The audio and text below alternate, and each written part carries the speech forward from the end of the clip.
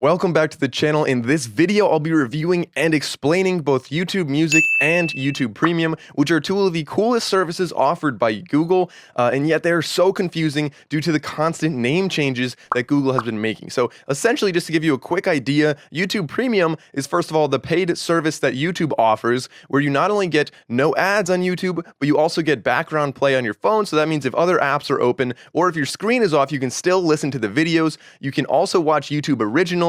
And then lastly, you will also be able to download the videos and listen to them or watch them offline when you're on a plane or a subway or whatever it might be. Now, on the flip side, YouTube Music is the direct competitor with Spotify and Apple Music. So that's essentially their music streaming app that uses, a bank of songs that they have, as well as all of the songs that are listed in the music category on YouTube video. So this could be, if anybody posts a live video of a concert and it's categorized in music on YouTube, this will also be showing up in the app. Guys, I also want to say this video is totally unsponsored. I'm not being paid to do this. This is just an honest review. I've used these apps and really dug in and found out what you guys would like and what you guys would not like, so that we can figure out what the best app really is and why there's so much confusion around these apps.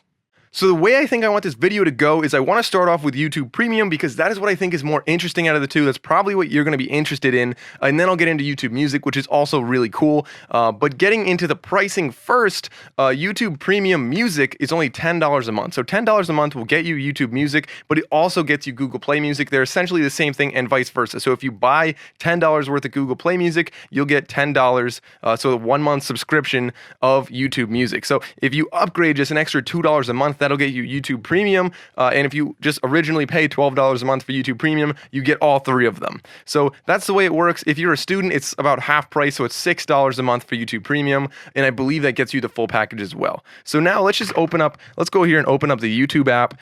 So the YouTube app, I'm going to talk about YouTube Premium right here. I think that it is definitely a really cool competitor to Netflix.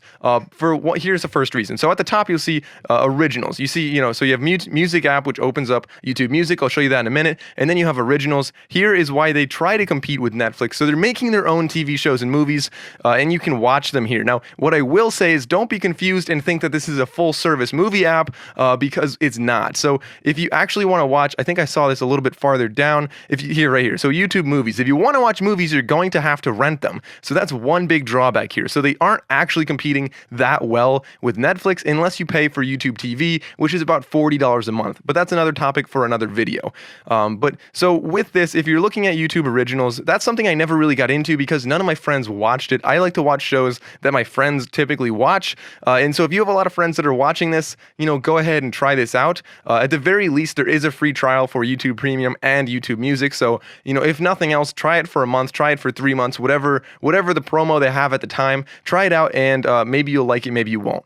But actually, just out of curiosity, I want to know what people watch the most. Do people actually watch YouTube or do people watch more Netflix? So why don't you all drop a comment below and let me know if you guys watch more Netflix or YouTube, because personally I find myself watching far more YouTube than Netflix, and that's why I think this app is so appealing to me right now. So if you actually go, so let's just find any video at all, whatever, just this one. I don't know why this one popped up, but if you just open up the video, you'll see some of the cool options you have. So you can download it. So right there you have download, and you're able to download in several different qualities. Now when you download these videos, you can watch them offline, and you only can do this if you have the premium version. Now, another thing you can do is you can listen to a video. So if this video is playing and I go to my home screen, you'll notice that it is still playing. The audio is still playing, and I can go up there and get right back into it. So definitely a cool thing there that if you're listening to, think about all the other things that are on YouTube. So if you're listening to like talk shows or comedy or white noise, ASMR, whatever people are looking for, there's also podcast workout stuff. You can learn, you can be entertained.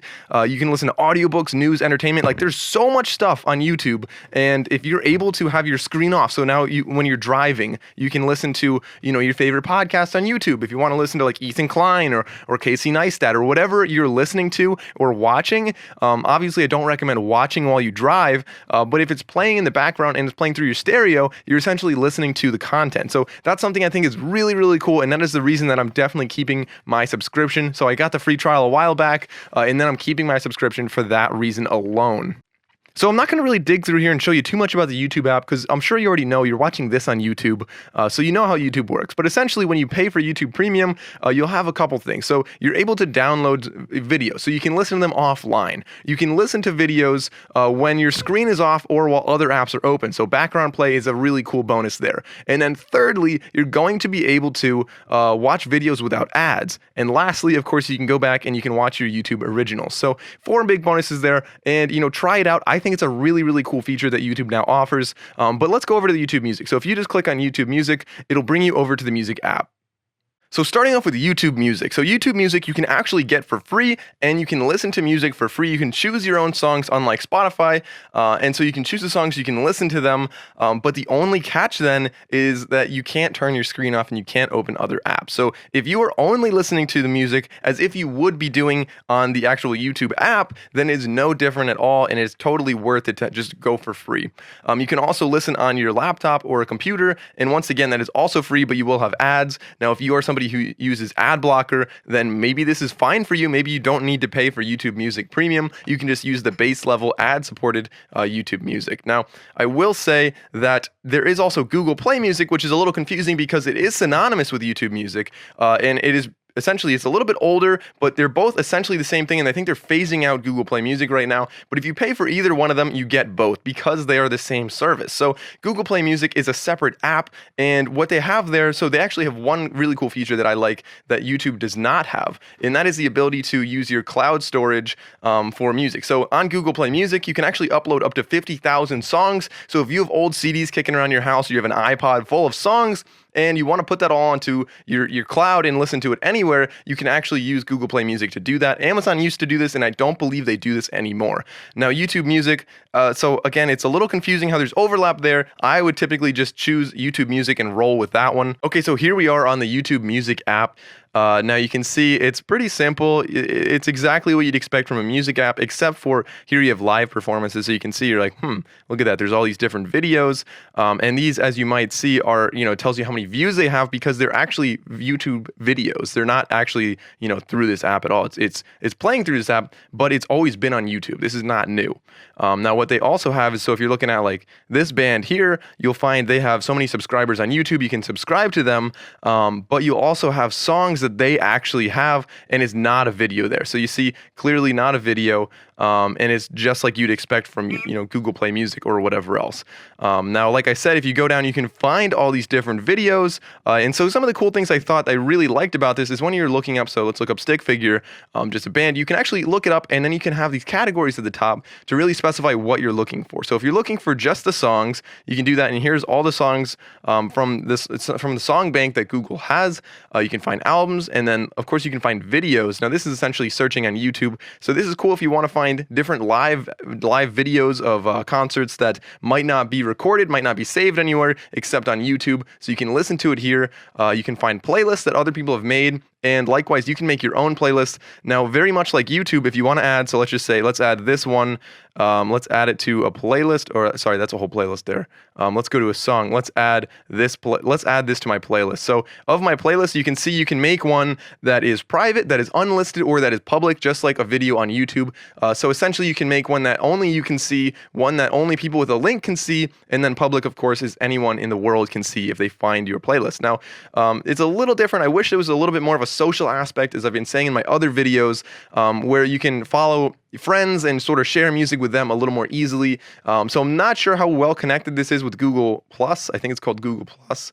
And I don't actually use that social media. I don't think it really caught on very well. And I think a lot of people don't use that. But regardless, if you go down, you can see they do suggest music for you. I did not look up any of this stuff. I didn't look up Iration, Tribal Seeds, or any of those. But I was listening to reggae a little bit earlier this morning. And I think that's why they're suggesting that. So YouTube, as you know, has a very good algorithm with predicting what videos you might like, and what videos and music, in this case, would be most interesting. So they do have your mixtape, which is personalized music. Now, what's unfortunate is Unlike on Spotify where you have 6 daily mixes, here you only have your mixtape from what I've seen. So maybe eventually they'll make another mixtape for me, but from what I've seen, it really is only that one, as well as, so this is your favorites. This is something else I've listened to. Like I said, I was listening to reggae this morning, and that's why that popped up. So other cool features about this app. So if you go in here, again, you just swipe up and you see your queue, which is automatically generated by YouTube if you pick any single song.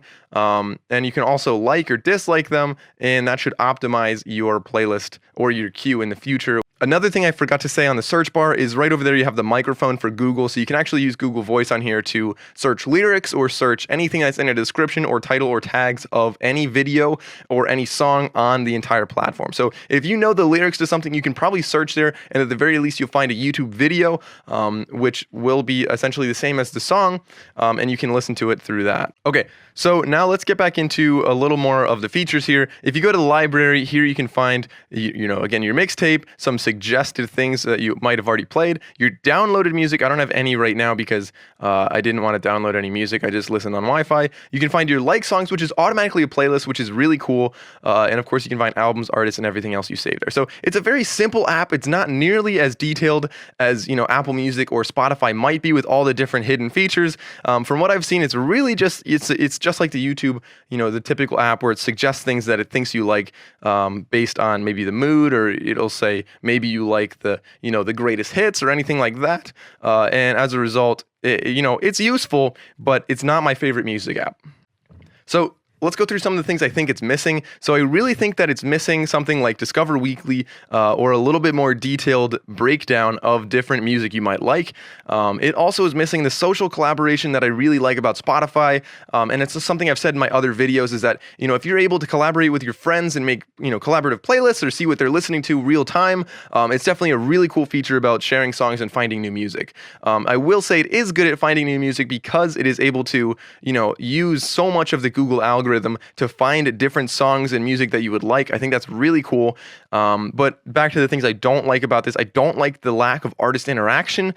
So I don't see a whole lot of like any kind of artist posts or anything like that. It's not, you don't feel well connected to your artist on this app. And of course, if you could have comments like you do on YouTube, I think that would also be nice. So maybe they could update that in the future, but for now, I would say this is not my favorite music app. Thanks for watching, guys. If you enjoyed this video, please be sure to click that subscribe button right there. If you want to see another video just like this one, click right there. And for my most recent upload, click right up there. You got 3 great options, guys. Click on any one of those, and I'll see you in the next video.